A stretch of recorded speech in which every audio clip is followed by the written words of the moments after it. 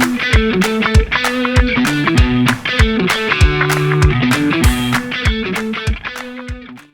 everyone and welcome to my newest video.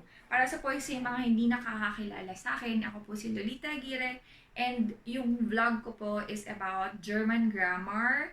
Nagtatakal din po ako ng mga topics about Germany. Today, we will be discussing about das demonstrative pronoun. In English, siya yung demonstrative pronouns. Ano ba yung mga demonstrative pronouns?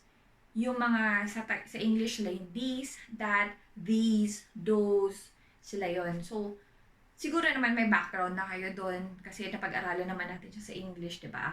So, para saan ang demonstrative pronoun? It is used to show the relative distance between the speaker and the noun. Kung may gusto, kung malayo ba siya or malapit, so yun yung distance. Ano ba yung demonstrative pronoun? Demonstrative pronoun may refer to something specific or non-specific. Explain po siya kung bakit nagkaganon dito sa German. Dito sa table na nasa likod ko, ito yung words na ginagamit when you are referring to something specific, to something particular. When you are referring to something particular or specific, it is followed, the demonstrative pronoun is followed by a noun. So, eto siya. Explain ko na. Ang magic word natin dito na kailangan i-decline is yung these. So, paano mo siya de-decline o de-declination? Kasi dapat ang pina-follow niya is kung ano yung gender ng noun. At saka kung ano siya, singular ba o plural, paano mo gagawin yung declination niya? Ang declination niya ay same lang ng bestimter article. Ito na naman siya, si bestimter article. Kaya paulit-ulit kong sinasabi sa inyo na kailangan ang declination ng mga articles is memorized by heart. Kasi from A1 hanggang C1 hanggang mag-progress kayo sa grammar ninyo, kailangan nyo siya. So dito, makita nyo ulit, di ba? Key signals.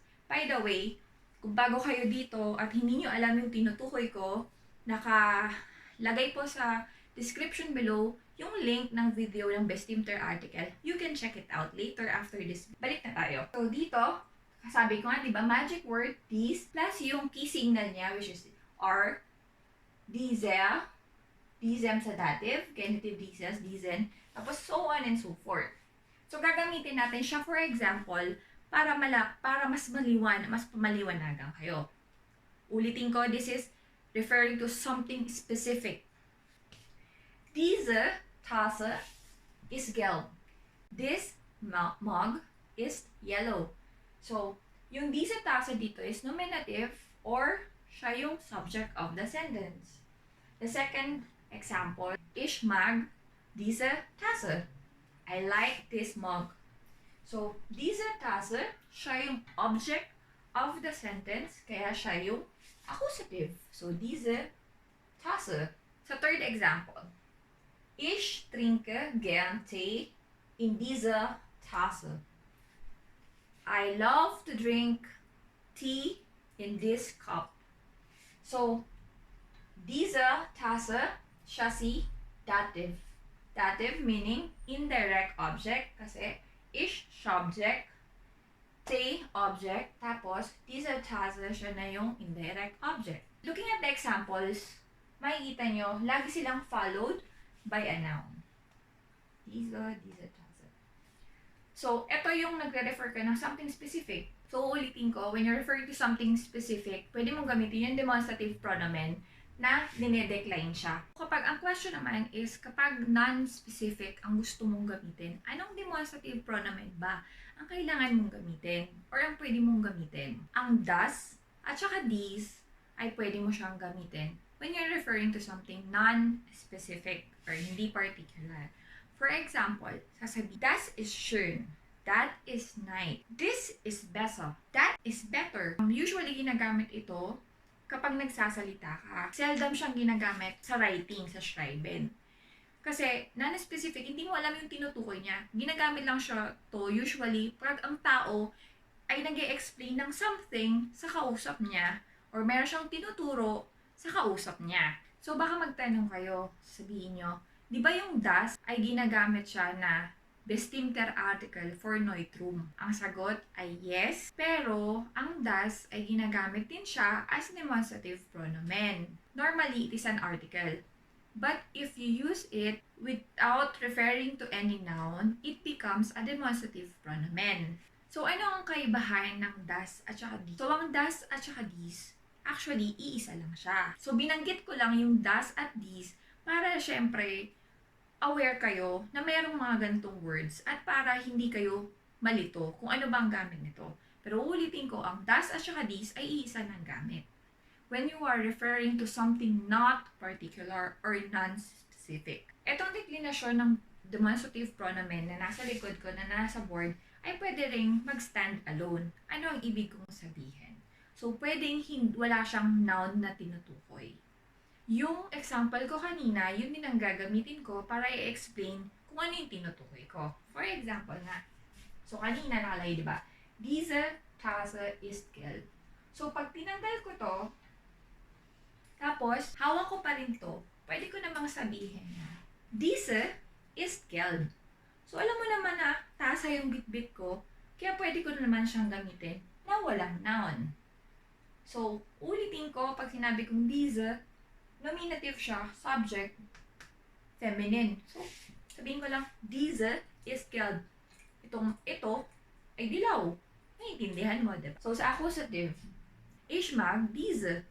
Wala siyang noun, pero alam mo na yung tasa yung tinutukoy ko.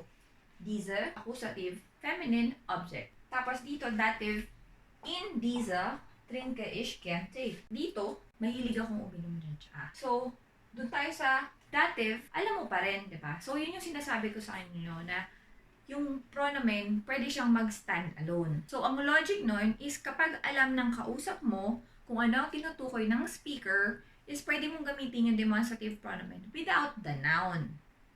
Ngayon, papasok naman tayo sa pangalawang demonstrative pronomen. Diba? Tapos na tayo dun sa this na dinedecline na may declination. Ito yung table.